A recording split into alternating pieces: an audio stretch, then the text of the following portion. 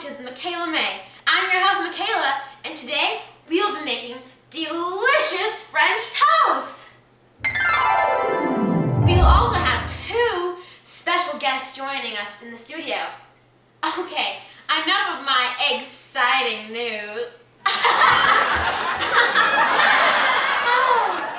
Let's get to the cooking.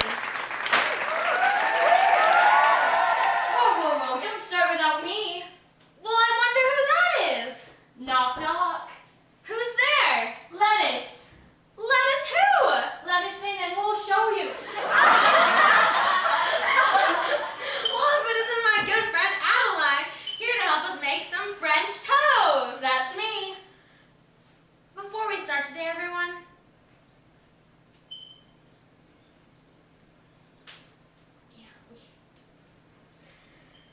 if everyone doesn't mind, I need to get something off my chest.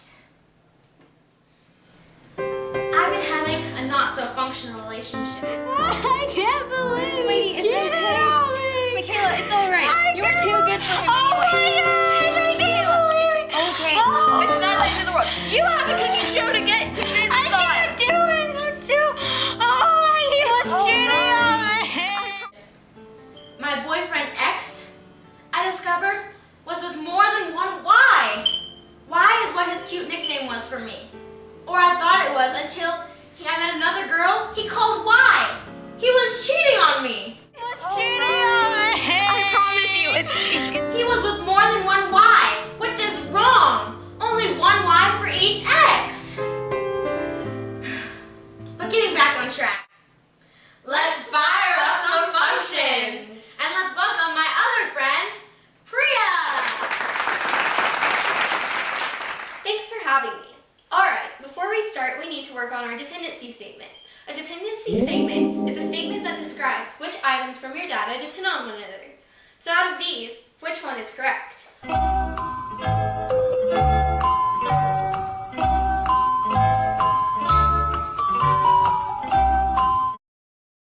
guys, out of the dependency statements we saw downstairs, which one do you guys think is correct? Well, I think that a good batch of French toast depends on the proper cooking time and the correct ingredients used while cooking. Okay, so when looking at our quantities, our independent quantities would be each separate ingredient because they don't depend on the other ingredients. And the dependent quantity would be the French toast because it depends on the ingredients. Yeah, that sounds about right to me. So what's our equation? 4x divided by 12 equals Y. So then we would have 12 pieces of French toast, which is one batch. So we'll say that we need each 4 pieces. Yeah, and then that could also be our function rule, and we can use algebraic representation to stand in for our numbers. So our x and y are our variables. So x would be the number of people, and y is how many times you'll need to use the recipe, right? Yeah. And then, Well, what about if data is continuous or discrete? I think it's discrete because we can't have bits and pieces of French toast, like fractions and decimals, like you'd have in continuous. So, since we have whole pieces of French toast, it'd be discrete. Okay, so our input would be our ingredients going into the recipe, and our output would be the final product. Yeah. So then, we could have the equation that we use, we could use coefficients for that, right? Yep. Yeah, I think that'll work. Okay, I think we're good. Let's go. Let's go cooking. So how can you tell by the table if the problem situation is linear? Well, what you could do is first look at the y column. There's a pattern. It goes up by 1 each time. This makes the y column constant. Then look at the x column. It is also constant. It goes up by 3 each time. Therefore, it is a linear table. What you can also do, if given the equation, is plug in x where the equation tells you to.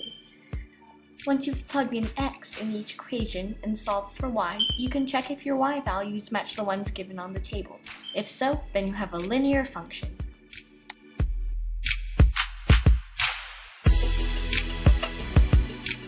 Let's now move on to our simulation.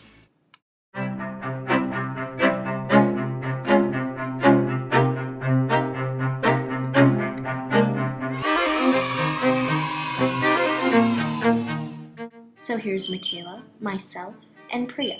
So 1 batch equals 12 French toast, so how many batches do we need? Well, we plug in x with how many people we have, which is 3, and then solve to get 1. So, we only need 1 batch for each person to get 4 French toast.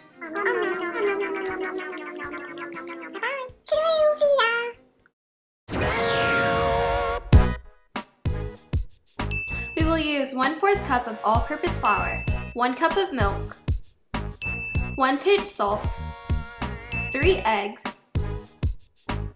half a teaspoon of ground cinnamon, 1 teaspoon of vanilla extract, 1 tablespoon of white sugar, and 12 thick slices of bread.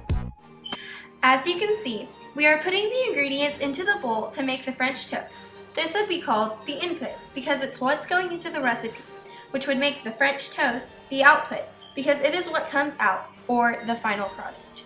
We are mixing our ingredients in a systematic way, which means we are going in the order that the recipe tells us to, going step by step, the way you solve a math problem or equation. Our function statement for today is, all of the numbers and equations we have used today will be not nonlinear, because they increase and decrease in even increments.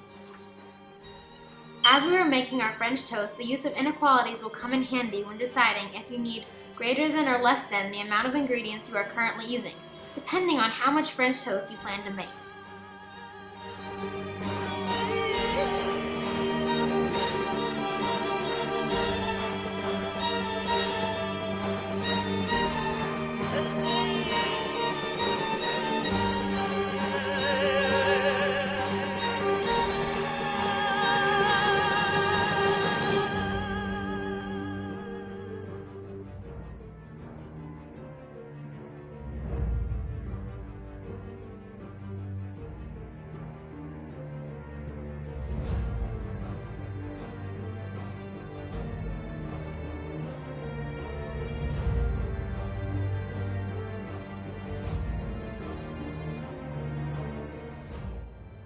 And there's our finished product.